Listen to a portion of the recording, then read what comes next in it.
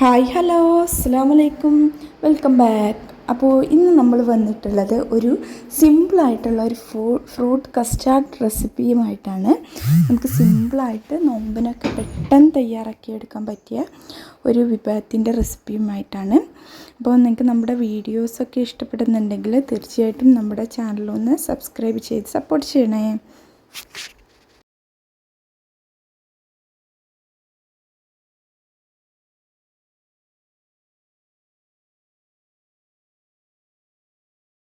ഈ ഒരു ഐറ്റം തയ്യാറാക്കി എടുക്കാൻ നമുക്ക് ഫസ്റ്റ് വേണ്ടത് കുറച്ച് പാലാണ്. ഞാനിവിടെ 500 ml പാലാണ് എടുത്തിട്ടുള്ളത്. ഇത് മുഴുവനായിട്ടും ഇപ്പോൾ എടുക്കുന്നില്ല.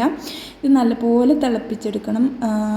അതിനുശേഷം നന്നായിട്ട് തിളച്ച് വരുന്ന സമയത്ത് ഇതിലേക്ക് നമുക്ക് മധുരത്തിന് ആവശ്യമായിട്ടുള്ള പഞ്ചസാര ചേർത്തെടുക്കാം. ഞാനിവിടെ ഏകദേശം ഒരു 6 ടേബിൾ സ്പൂൺ പഞ്ചസാരയാണ് ചേർത്ത് കൊടുക്കുന്നത്. ഞാൻ പറഞ്ഞല്ലോ നേരത്തെ, മുഴുവനായിട്ടുള്ള പാൽ നമ്മൾ തിളപ്പിക്കാൻ എടുത്തിട്ടില്ല.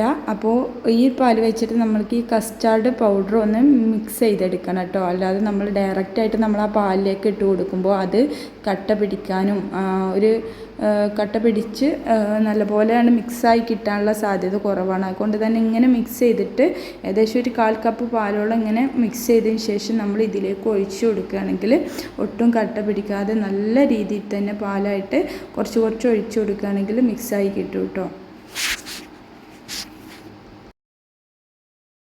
നമ്മൾ ഏകദേശം ഒരു മീഡിയം ഫ്ലെയിമിലിട്ട് ഈ പാലൊന്ന് ഏകദേശം ഒന്ന് കുറുക്കിയെടുക്കണം. കൈ വിടാതെ ഒന്ന് നല്ലപോലെ ഒന്ന് ഇത് കുറുകി വരുന്നവരെ നല്ല രീതിയിലൊന്ന് ഇളക്കി കൊടുക്കണം. ഈ രൂപത്തിൽ നമ്മൾ ഈ ഒരു പാലിനെ കുറുക്കിയെടുക്കണം, ഈ ഒരു മിക്സിനെ കുറുക്കിയെടുക്കണം. അതിനുശേഷം നമ്മൾ ആ കുറുക്കിയെടുത്ത പാൽ ആ ഒരു പാത്രത്തിൽ തന്നെ വെക്കാതെ നമ്മൾ മറ്റൊരു പാത്രത്തിലേക്ക് മാറ്റി കൊടുക്കണം കേട്ടോ. അല്ലെങ്കിൽ ഒന്നും കൂടെ ആ പാത്രത്തിൻ്റെ ചൂട് കാരണം ഒന്നും കൂടെ ഇരുന്നിട്ട് കുറുകിപ്പോവും, നല്ലപോലെ കുറുകിപ്പോവും. അപ്പോൾ നമുക്ക് അങ്ങനെയല്ല വേണ്ടത്. ഈ ഒരു പരുവത്തിലാവുമ്പോൾ തന്നെ നിങ്ങൾ മാറ്റി കൊടുക്കുക. എന്നിട്ട് ഇത് കുറച്ച് നേരം റൂം ടെമ്പറേച്ചറിൽ വെക്കുക. ഫ്രിഡ്ജിലൊന്നും വെക്കേണ്ട ആവശ്യമില്ല. ചൂടൊന്ന് പോകാൻ വേണ്ടിയിട്ട് റൂം ടെമ്പറേച്ചറിൽ വെച്ച് കൊടുക്കുക കേട്ടോ. നല്ലപോലെ ചൂടായതിന് ശേഷം നമുക്ക് ഇതിലേക്ക് ഓരോരോ ഫ്രൂട്ട്സ് ആയിട്ട് ഇട്ട് കൊടുക്കാം കേട്ടോ. മുന്തിരി, അതുപോലെ തന്നെ ഞാനിവിടെ മുന്തിരി ഇട്ട് കൊടുക്കുന്നുണ്ട്, വാട്ടർമെലൺ ഇട്ട് കൊടുക്കുന്നുണ്ട്, അതുപോലെ തന്നെ നമ്മുടെ പൈനാപ്പിൾ ഇട്ട് കൊടുക്കുമ്പോൾ എപ്പോഴും ശ്രദ്ധിക്കുക. അത് പൈനാപ്പിൾ ഇട്ട് കൊടുക്കാതിരിക്കുന്നതാണ് ഒന്നും കൂടെ നല്ലത്. ഇനി അഥവാ നിങ്ങൾ ഇട്ട് കൊടുക്കുകയാണെങ്കിൽ അതൊന്ന് ചൂടുവെള്ളത്തിലിട്ട് ഉപ്പിട്ട് തിളപ്പിച്ചതിന് ശേഷം മാത്രം ഇട്ട് കൊടുക്കുക കേട്ടോ. അതുപോലെ തന്നെ അനാർ ഇട്ട് കൊടുക്കുന്നുണ്ട്.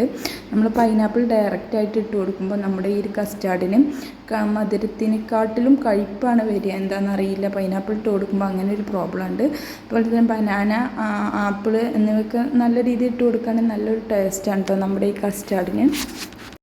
ഇനി ഒരു 3 ഫ്രൂട്ട്സ് എങ്കിലും നമ്മൾ ഇതിലിട്ട് കൊടുക്കാൻ നോക്കാം കേട്ടോ. അപ്പോൾ ഏകദേശം ഇത് റെഡി ആയിട്ടുണ്ട്. ഇനി നമുക്ക് ഫ്രിഡ്ജിൽ വെച്ചിട്ട് നല്ലപോലെ ഇത് തണുപ്പിച്ചെടുക്കണം. ഇത് ഞാനിവിടെ ഫ്രിഡ്ജിലൊക്കെ വെച്ചിട്ട് നന്നായിട്ട് തണുപ്പിച്ചെടുത്തിട്ടുണ്ട്. ഇനി ഇത് നമുക്ക് സെർവ് ചെയ്യാം. ഇപ്പോൾ കണ്ടോ എന്തൊരു നല്ല രീതിയിൽ നമ്മുടെ ഈ ഫ്രൂട്ട് കസ്റ്റാർഡ് റെഡി ആയിട്ട് വന്നിട്ടുണ്ടെന്ന്. ഞാനിത് ഓരോ പാത്രത്തിലേക്ക് സെർവ് ചെയ്തിട്ടുണ്ട്. അപ്പോൾ നിങ്ങൾക്ക് ഈ റെസിപ്പി നിങ്ങൾക്ക് എല്ലാവർക്കും ഇഷ്ടമായെന്ന് കരുതുന്നു. ഇഷ്ടപ്പെട്ടാൽ തീർച്ചയായിട്ടും നിങ്ങൾ വീട്ടിൽ ട്രൈ ചെയ്ത് നോക്കുക. അതുപോലെ തന്നെ അതിൻ്റെ ഫീഡ്ബാക്ക് നമ്മുടെ കമൻറ്റ് ബോക്സിലൂടെ അറിയിക്കുക.